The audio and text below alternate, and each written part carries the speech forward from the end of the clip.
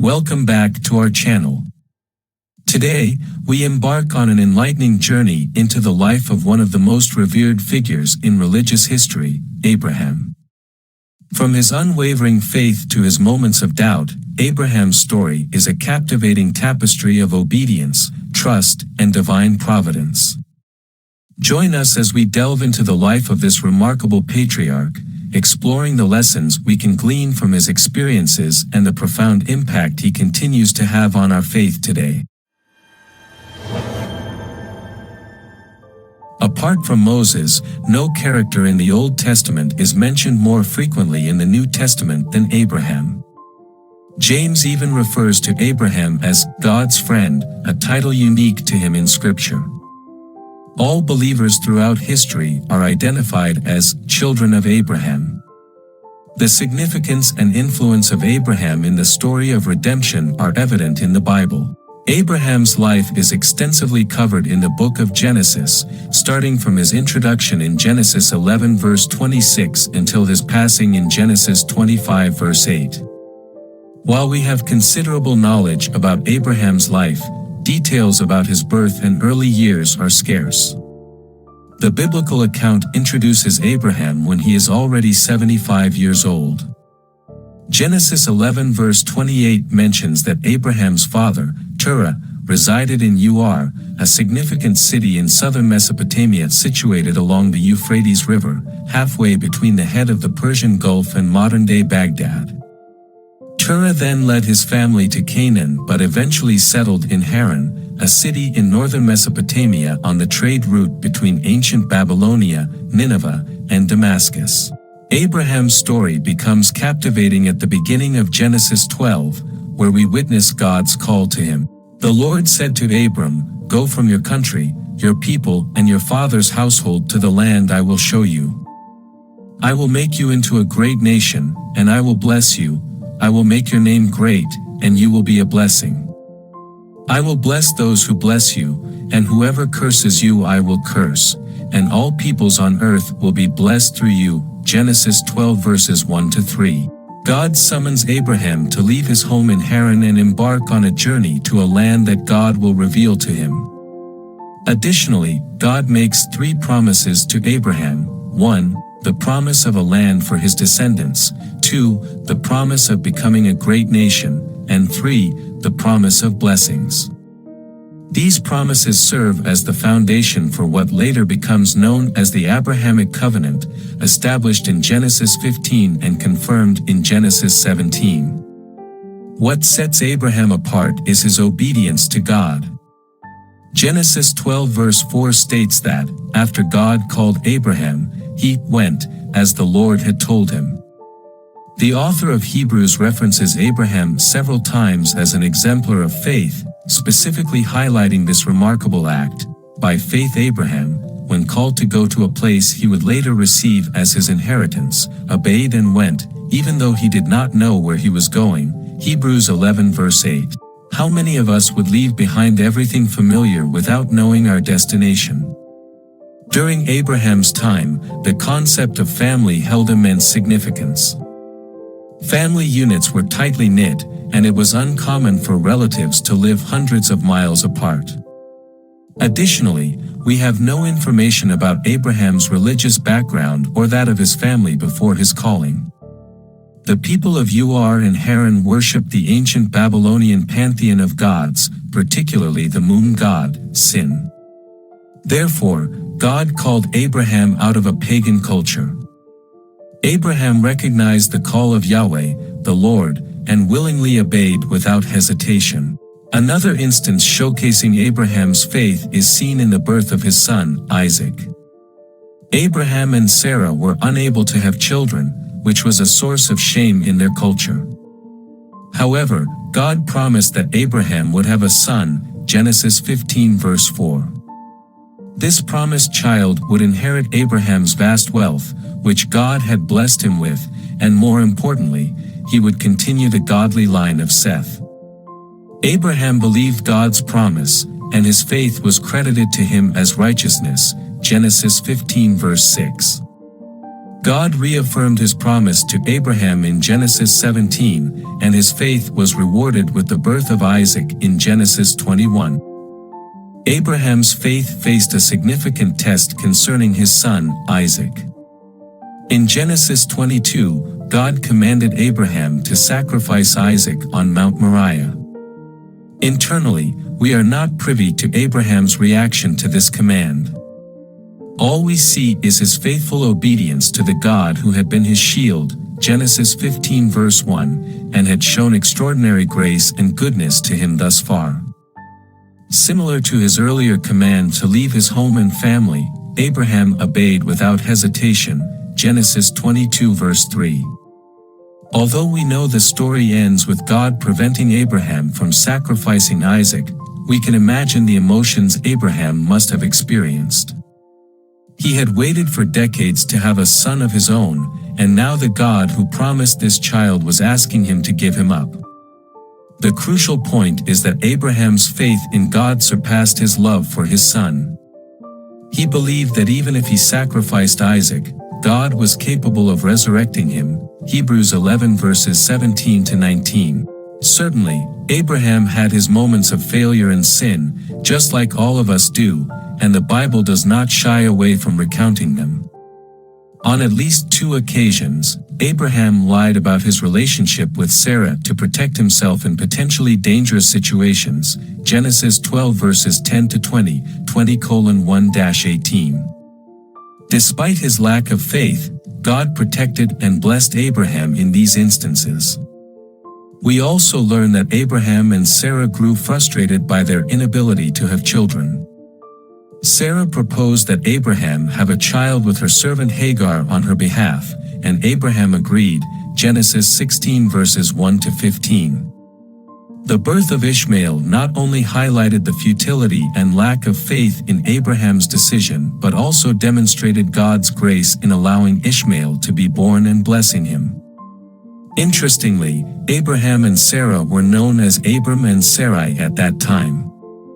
However, when Ishmael turned 13, God gave Abram a new name, along with the covenant of circumcision and a renewed promise of a son through Sarah.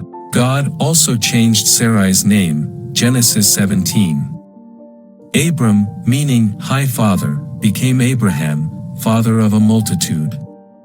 Abraham indeed had numerous physical descendants, and all who put their faith in God through Jesus are also considered spiritual heirs of Abraham, Galatians 3 verse 29. Despite moments of doubt and disbelief, Abraham, known as the father of the faithful, is still revered as an example of a faithful life. One crucial lesson we can derive from Abraham's life is the importance of living a life of faith. Abraham was able to take Isaac up Mount Moriah because he knew that God was faithful to his promises. Abraham's faith was not blind, it was a settled assurance and trust in the one who had proven himself faithful and true. If we reflect on our own lives, we can see God's providential hand at work. God does not necessarily need to appear to us accompanied by angels, speak from burning bushes, or part the seas to be active in our lives. He is overseeing and orchestrating the events of our lives. Although it may not always seem that way, Abraham's life serves as evidence that God's presence in our lives is real. Even Abraham's failures indicate that while God does not shield us from the consequences of our sins, He graciously works His will in and through us. Nothing we do can thwart His plan. Abraham's life also exemplifies the blessing of simple obedience. When asked to leave his family, Abraham obeyed without hesitation. When asked to sacrifice Isaac, Abraham wasted no time and acted early the next morning. From the biblical narrative, there is no indication of hesitation in Abraham's obedience. Like most of us, Abraham may have struggled internally with these decisions, but when it was time to act, he acted. When we discern a genuine call from God or encounter His instructions in His Word, we must respond with obedience. Obedience is not an optional choice when God commands something. Additionally, Abraham's life demonstrates what it means to have an active relationship with God. While Abraham displayed quick obedience, he also did not shy away from asking God questions. Abraham believed that God would give him and Sarah a son, but he wondered how it would be possible. Genesis 17:17-23. In Genesis 18, we read about Abraham interceding for Sodom and Gomorrah. Abraham acknowledged God's holiness and justice and couldn't fathom him destroying the righteous along with the sinners. He pleaded with God to spare the sinful cities for the sake of 50 righteous individuals and continued to negotiate the number down to 10. Ultimately, there were not even 10 righteous individuals in Sodom, but God did spare Abraham's nephew Lot and his family. Genesis 19. It is noteworthy that God revealed his plans to Abraham before destroying the cities and was not taken aback by Abraham's questions. Abraham's example teaches us how to engage with God regarding his plans, intercede for others, trust in God's justice, and submit to his will. Abraham's moments of wavering faith, particularly in the situation with Hagar and Ishmael, serve as a cautionary tale about the folly of taking matters into our own hands. Although God had promised Abraham and Sarah a son, their impatience led them to devise a plan to fulfill that promise themselves. However, their plan backfired, resulting in conflict between Sarah and Hagar, as well as between Ishmael and Isaac. Ishmael's descendants eventually became bitter enemies of God's people, as evidenced in the ongoing conflict between Israel and its Arab neighbors. This illustrates the fact that we cannot accomplish God's will through our own efforts. In fact, our attempts often create more problems than they solve. This lesson holds significant implications for our lives. When God promises something, we must demonstrate faithfulness, patience, and trust in his timing to bring it to fruition. From a theological perspective, Abraham's life exemplifies the doctrine of sola fide, justification by faith alone. The Apostle Paul refers to Abraham as an essential example of this doctrine in both Romans and Galatians. In Romans 4, Paul devotes an entire chapter to demonstrating justification by faith through Abraham's life. A similar argument is presented in Galatians, where Paul shows that through faith, Gentiles are heirs together with Jews to the blessings of Abraham. This concept is rooted in Genesis 15 verse 6, which states, "Abram believed the Lord, and he credited it to him as righteousness."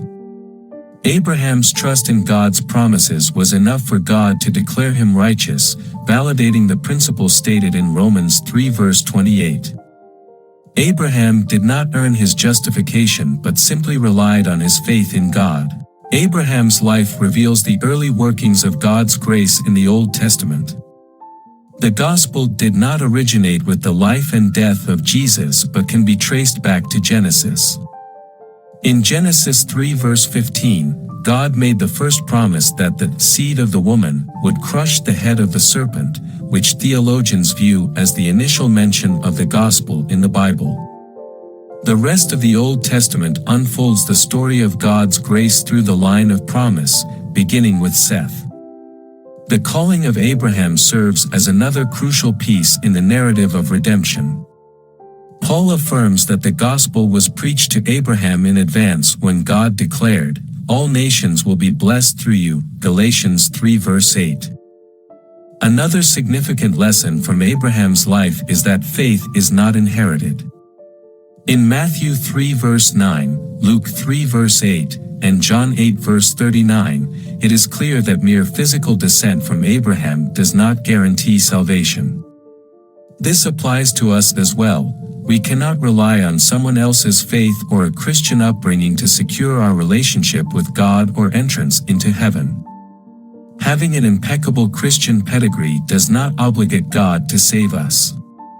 Paul uses Abraham to illustrate this in Romans 9, where he highlights that not all who descended from Abraham were chosen for salvation. God sovereignly selects those who will receive salvation, and it comes through the same faith Abraham exemplified in his life. Lastly, James employs Abraham's life to illustrate that faith without works is dead, James 2 verse 21. James references the story of Abraham and Isaac on Mount Moriah as an example. Simply acknowledging the truths of the gospel is insufficient for salvation. Genuine faith must be accompanied by obedient actions that demonstrate a living faith. The faith that justified Abraham and deemed him righteous in God's eyes, Genesis 15, was the same faith that moved him to act obediently when commanded to sacrifice Isaac. Abraham's faith was authenticated by his works. In summary, Abraham's exemplary status does not stem from his flawless piety or a perfect life, as he had his shortcomings. Instead, his life serves as a vivid illustration of various truths found in the Christian journey. God singled out Abraham from among millions to be the recipient of his blessings and employed him as a pivotal figure in the unfolding of the redemptive story, ultimately leading to the birth of Jesus. Abraham embodies faith and hope in God's promises, Hebrews 11:8-10. Our lives should be lived in such a manner that when our days come to an end, our faith, like Abraham's, leaves a lasting legacy for others to emulate. Thank you for watching. We hope you have gained insights into the Bible through this discussion. Please consider subscribing and clicking on the notification icon for future updates. Stay tuned for more episodes where we delve into critical issues found in the Bible.